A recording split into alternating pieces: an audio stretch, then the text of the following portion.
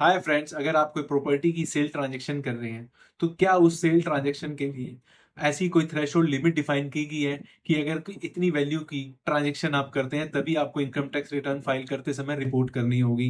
तो इसका रिप्लाई मैं ऐसे करूंगा कि अगर आप कोई सेल ट्रांजैक्शन कर रहे हैं, कोई प्रॉपर्टी आप बेच रहे हैं, तो उसकी कोई लिमिट तो डिफाइन नहीं है। प्रॉपर्टी जो है आप 50,000 रुपए में भी बेच सकते हैं और आप 5 करोड़ में भी बेच सकते हैं, और उस प्रॉपर्टी को बेचने से आपको गेन भी हो सकता है और लॉस भी हो सकता है।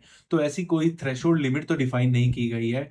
बट जब आप इनकम टैक्स रिटर्न फाइल करते हैं और आप अपनी सेल ट्रांजैक्शन को आईटीआर में रिपोर्ट नहीं करते हैं, तो इसको इनकम टैक्स डिपार्टमेंट जो है इवेजन बोलते हैं। मींस आपने इनकम को डिस्क्लोज नहीं किया और आपने इनकम को जो है छुपाया है। तो ऐसे केस में आपको पेनल्टी भी लगेगी और इंटरेस्ट और टैक्स तो देना ही पड़ेगा।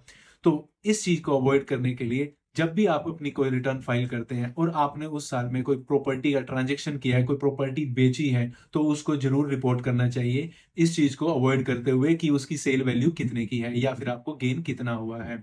इनफैक्ट अगर आप उसको सेल करने के बाद री इन्वेस्ट कर देते हैं और एग्जम्पशन क्लेम कर लेते हैं, तो ऐसे केस में भी आपको इनकम टैक्स रिटर्न फाइल करते समय जो है ट्रांजेक्शन को रिपोर्ट करना चाहिए, भले ही चाहे गेन हो चाहे loss. I hope this is fruitful for you. Thank you.